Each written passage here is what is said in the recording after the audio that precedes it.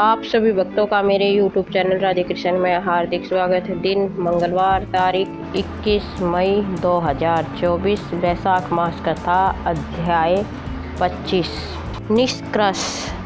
जय श्री हरि विष्णु भगवान की जय। जय बोलो मधुसूदन की जय।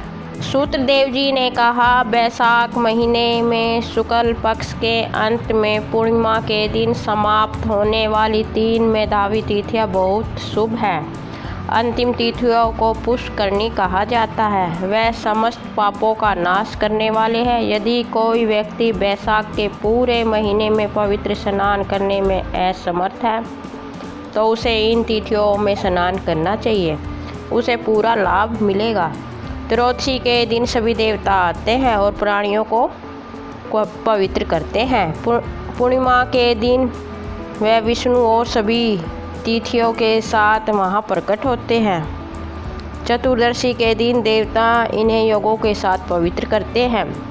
वह हर किसी को पवित्र करते हैं, चाहे वह ब्राह्मण का हत्यारा हो या शराब पीने वाला हो। वैशाख माह की एकादशी के दिन ही सबसे पहले अमृत में अमृत प्रकट हुआ था। द्वादशी के दिन इसकी रक्षा शक्तिशाली विष्णु द्वारा की जाती है। त्रयोदशी के दिन देवताओं को अमृत पान कराया था। चतुर्दशी पर भगवान ने दैत्यों को मार डाला जो देवताओं के विरोधी थे।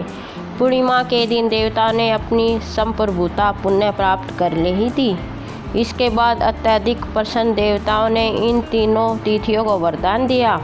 प्रसन्नता के मारे उनकी आंखें कमल के समान चमक उठी। वैशाख माह की यह 3 तिथियां बहुत ही शुभ है।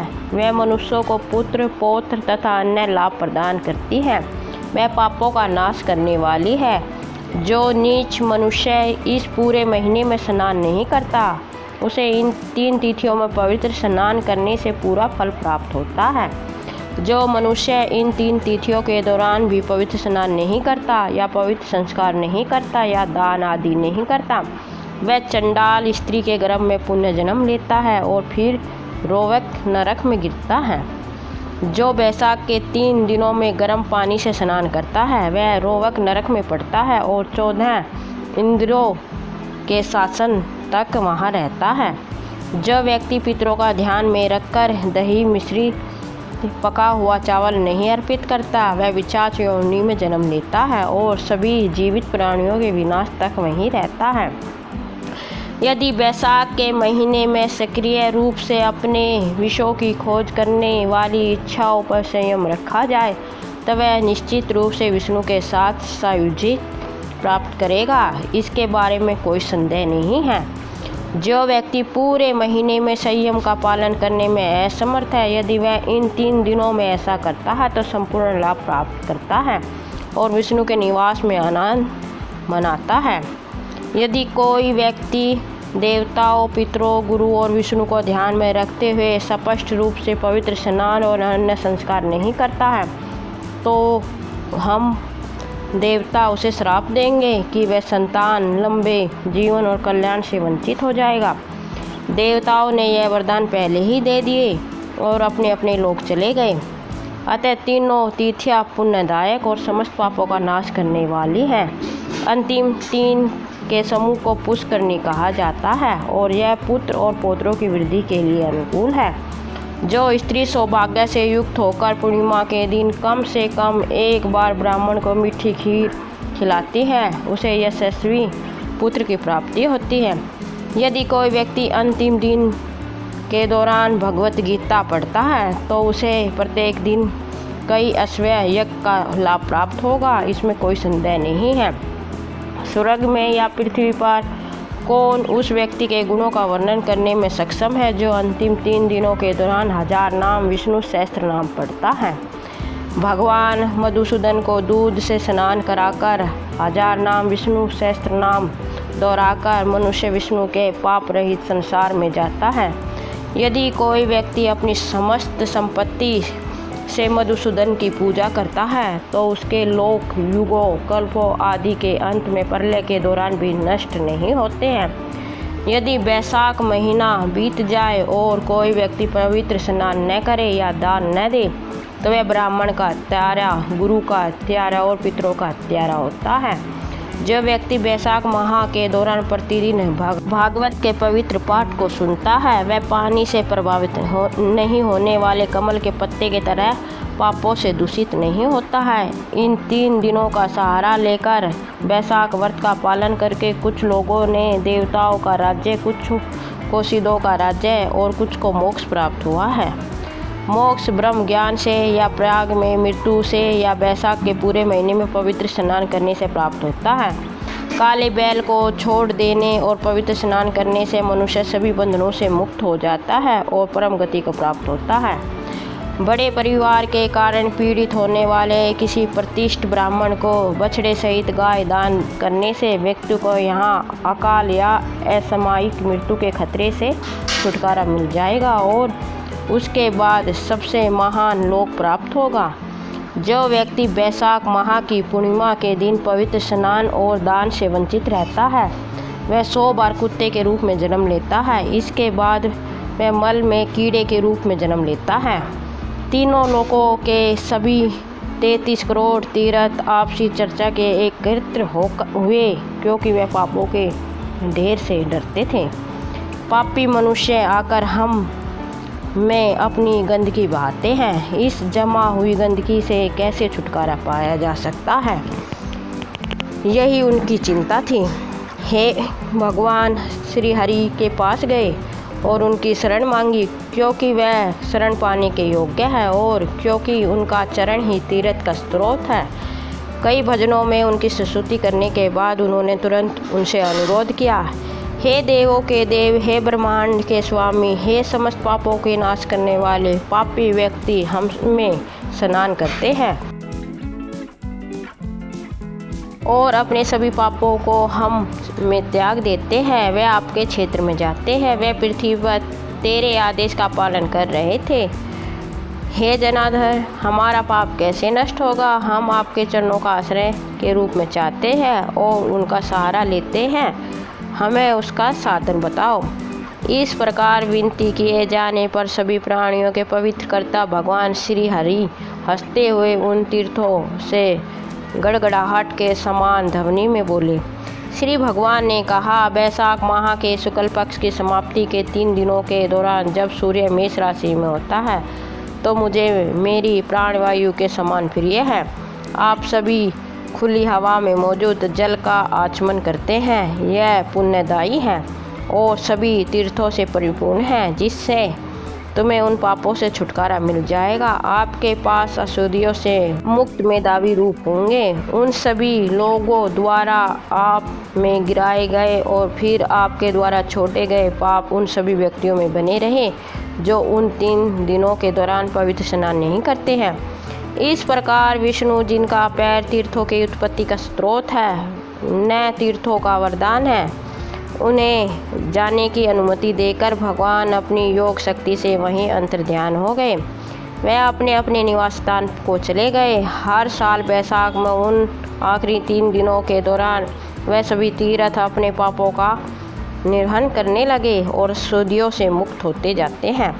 जो लोग वैशाख में अंतिम 3 दिनों के दौरान पवित्र स्नान नहीं करते वह सभी लोगों के पापों के भागी बने। यह वह श्राप है जो तीर्थ स्नान न करने वालों को देते हैं। उस व्यक्ति के समान कोई अन्य पापी नहीं है जो 3 दिनों के दौरान पवित्र स्नान नहीं करता। समस्त धर्म ग्रंथों का अवलोकन करने पर भी ऐसा कहीं देखने सुनने को नहीं मिलता। इसलिए तीनों दिन पवित्र स्नान, दान, पूजा आदि संस्कार अवश्य करने चाहिए, अन्यथा कोई नरक में गिर जाता है और 14 इंद्रों के शासनकाल तक वहीं रहता है। इस प्रकार हे परम बुद्धिमान सूत्रकीर्ति, आपको सब कुछ बता दिया गया है। वैशाख की महिमा के बारे में आपने जो कुछ पूछा था वह सब मेरे द्वारा देखे गए और सुने गए अनुसार आपको सुनाया गया है। वैशाख की महिमा पर इस ग्रंथ की व्याख्या माधव स्वयं ने की है। यहाँ तक कि ब्रह्मा भी सैकड़ों वर्षों में भी इसकी पूर्ण गणना करने में सक्षम नहीं है। पूर्व में कैलाश शिखर पर शंकर ने स्वयं पार्वती को वैशाख की महानता का वर्णन किया था। जिन्होंने उनसे इसके बारे में पूछा था उन्होंने इसे 100 वर्षों की अवधि तक दोहराया। फिर भी विषय समाप्त नहीं हो सका। वह रुक गया क्योंकि वह आगे बढ़ने में सक्षम नहीं था। विष्णु जगत के स्वामी नारायण जो रोगों से मुक्त है को छोड़कर वास्तव में मांस की उत्कृष्ट महिमा का संपूर्ण रूप से वर्णन कौन कर सकता है। पूर्व काल में सभी ऋषियों ने सभी लोगों के कल्याण की इच्छा से पाप नाशक महत्व का एक छोटा सा अंश बताना चाहा, परंतु हे राजा, कोई भी स्पष्टीकरण की सीमा तक नहीं पहुंच सका क्योंकि वह समर्थ नहीं था। आप वैशाख महीने में दान और अन्य पवित्र अनुष्ठान भी करते हैं जिससे तुम्हें सांसारिक सुख और मोक्ष की प्राप्ति होगी, इसके बारे में कोई संदेह नहीं है। मिथिला के राजा जनक को इस प्रकार समझाकर सूतदेव ने उनसे विदा लेकर चले जाने का विचार किया। उस पुण्य आत्मा राजा ने खुशी के आंसू बहाए, उसकी आंखें धुंधली हो गई। अपनी समृद्धि के लिए उसने बड़े आकर्षण का एक भव्य उत्सव मनाया। उन्होंने ऋषि को पालकी में बैठाया और पूरे गांव की परिक्रमा करवाई। वह स्वयं 4 टुकड़ियों वाली सेना के साथ उसके पीछे चला। फिर वह भीतरी नगर में लौट आए। राजा ने उसके सामने सभी प्रकार के धन संपत्ति, वस्त्र आभूषण, गाय, भूमि के भूखंड, अदरक के बीज और सोना रख दिया। उसने ऋषि की परिक्रमा की, उन्हें प्रणाम किया और श्रद्धा से हथेलियाँ जोड़कर उनके सामने खड़ा हो गया। इसके बाद अत्यंत तेजस्वी प्रतिष्ठ सूतदेव अत्यंत प्रसन्न और संतुष्ट हो गए। इसके बाद ऋषि अपने निवास स्थान वापस चले गए। 13वीं और 14वीं तिथि के साथ साथ पूर्णिमा को भी पवित्र स्नान, दान, पूजा, कथा सुनना व पवित्र कर्म है। जो वैशाख के पवित्र कर्मों में लीन रहता है वह धर्म, शर्मा, ब्रह्मांड और प्रेतों के समान मोक्ष प्राप्त करता है।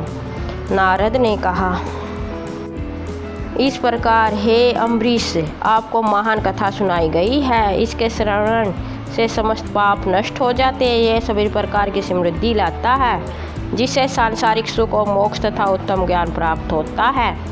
उनके वचन सुनकर महान यशस्वी अम्बरीश मन ही मन बहुत प्रसन्न हुए। उसकी सभी बाह्य गतिविधियां बंद हो गई। उसने अपना सिर झुका लिया और लकड़ी के कुंडे की भांति भूमि पर गिर पड़ा।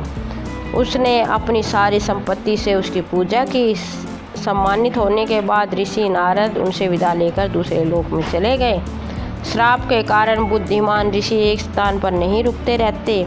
नारद जी द्वारा वर्णित इस महान पवित्र अनुष्ठान को मुनिराज अम्बरीश ने संपन्न किया। इससे वह निर्गुण परम ब्रह्म में लीन हो गए। सुता ने कहा, जो मनुष्य पापों का नाश करने वाली तथा पुण्य की वृद्धि कराने वाली इन महान कथा को सुनता या पढ़ता है वह परम गति को प्राप्त करता है। हे पूजेश्वर, जिनके घर में इस ग्रंथ को की पांडुलिपि विद्वान है उन्हें मोक्ष की प्राप्ति हो जाती है। जो स्वयं सुनते हैं उनकी तो बात ही क्या है। वैशाख माह का अंत में तब समाप्त। बोलो जय श्री हरि विष्णु भगवान की जय, जय लक्ष्मी नारायण भगवान की जय। अगर आप भगवत गीता सुनने के इच्छुक हैं तो कमेंट बॉक्स के माध्यम से मुझे बताएं। कल से मेरे चैनल पर आपको भगवत गीता की वीडियो अपलोड हुई मिल जाएगी। आप मेरे वीडियो को लाइक, शेयर और चैनल को सब्सक्राइब करें। धन्यवाद। जय श्री हरि विष्णु भगवान की जय। आप सभी भक्तों पर वैशाख के देवता मधुसूदन की और आपके परिवार वालों पर सदैव बनी रहे। जय श्री हरि विष्णु भगवान की जय, जय लक्ष्मी नारायण भगवान की जय।